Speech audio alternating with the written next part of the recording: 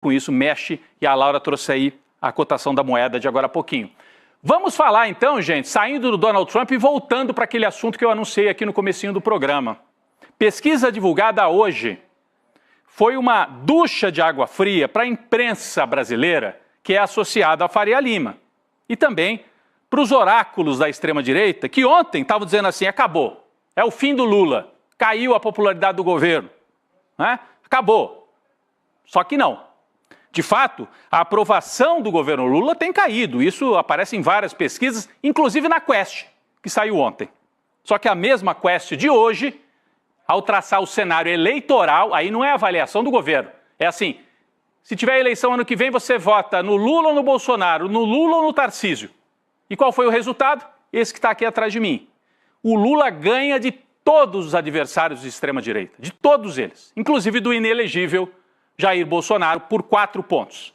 Então, cenário número 1, num eventual segundo turno, Lula contra Bolsonaro, Lula 44, Bolsonaro 40. É empate técnico na margem, mas é Lula na frente. Lula contra Michele Bolsonaro, 44-38 para o Lula. Cenário 3, Lula contra Tarcísio, 43 Lula, 37 Tarcísio, governador de São Paulo.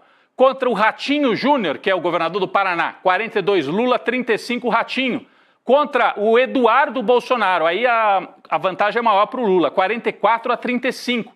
Contra Romeu Zema, governador de Minas, 45 Lula, 34 Zema. Contra o Ronaldo Caiado, 43 o Lula, 31 o Ronaldo Caiado. Então, gente, é uma vantagem para o Lula. Ah, eu trouxe o número errado aqui, ó. Eu pulei o Pablo Marçal. 44-35 em relação ao Pablo Marçal. Então, vou corrigir aqui.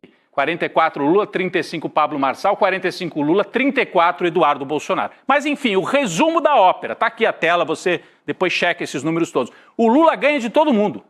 Todos os candidatos da extrema-direita.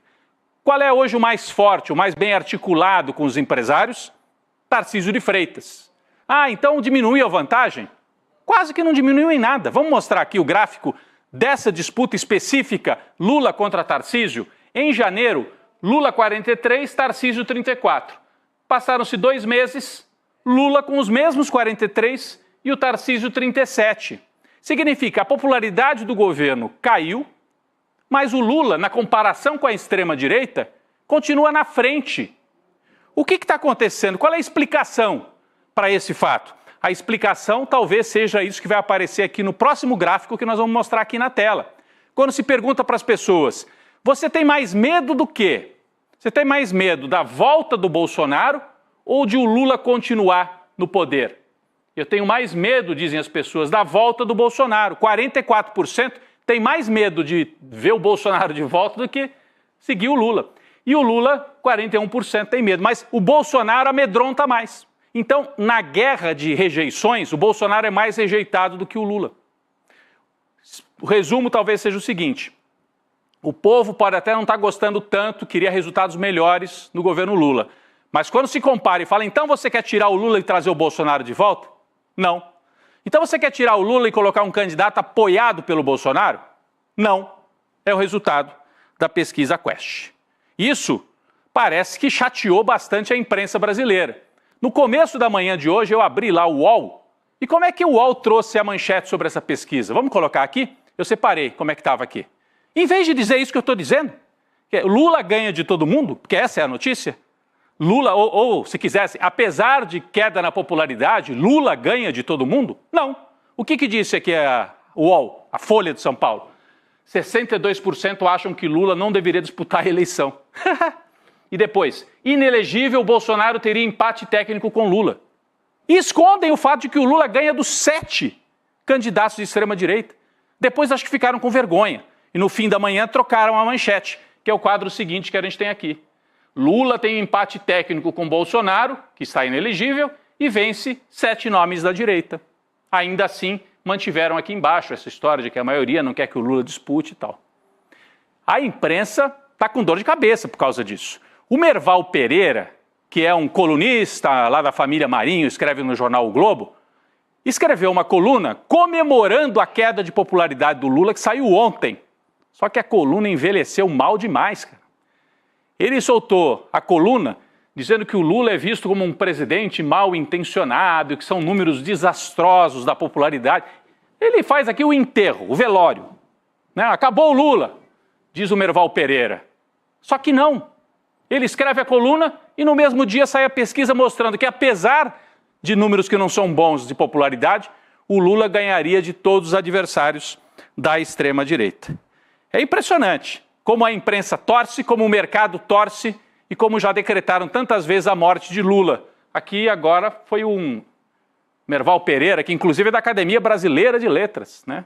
Um imortal, decretando mais uma vez a morte política de Lula. Outro que estava na torcida para o Lula acabar é o Ciro Nogueira. Ontem foi grande destaque do noticiário do ICL, um áudio obtido com exclusividade. O Ciro Nogueira, esse aqui que está na tela, esse rapaz aqui, senador do Piauí, de direita, bolsonarista, conversando com a turma de mercado e dizendo: acabou o Lula, não tem chance, não recupera mais. Ele nem vai ser candidato. Nem vai ser candidato, ele não vai querer passar vergonha. Aí saem os números de hoje. Então o que o Ciro Nogueira estava fazendo? Análise ou torcida? Né? Impressionante. E parece que o presidente Lula não concorda muito com essa tese do Ciro Nogueira de que, não, Lula nem vai ser candidato em 2026. Né, Laura? Você tem aí uma informação de hoje. O Lula foi a campo e desmentiu isso, né? Pois é, o presidente Lula declarou para senadores da base aliada que ele pretende sim disputar a reeleição de 2026. Os relatos foram obtidos pelo blog da Daniela Lima, do G1. O Lula afirmou que está cuidando da saúde, fazendo exercícios e que ele espera estar em forma para ser candidato. Um dos presentes no encontro disse que o Lula foi literal, que tendo saúde ele é candidato e que faz questão de dizer que está forte. O Lula ainda classificou essa crise da popularidade, como você mencionou, como conjuntural e que não vê o cenário como irreversível. Rodrigo? Tá aí. Enquanto a Laura fala sobre a saúde do Lula, tá o Lula fazendo exercício ali do lado, né, Laura? O presidente Lula tenta vender essa imagem. É claro que isso é uma operação também de marketing, de comunicação. Olha o Lula aqui. Olha o Lula fazendo exercício e tentando mostrar que segue forte, né? Fisicamente. Agora, na popularidade, ele ainda precisa recuperar um pouco da popularidade do governo. De qualquer maneira, só para fechar esse assunto, a imprensa de direita no Brasil já matou o Lula 3 vezes. O Lula, a gente pode dizer, é o presidente que morreu politicamente 3 vezes e ressuscitou nas 3. O Lula foi morto politicamente pela imprensa no Mensalão em 2005, diziam, não tem chance mais, não vai nem se reeleger. Em 2006 ganhou a reeleição.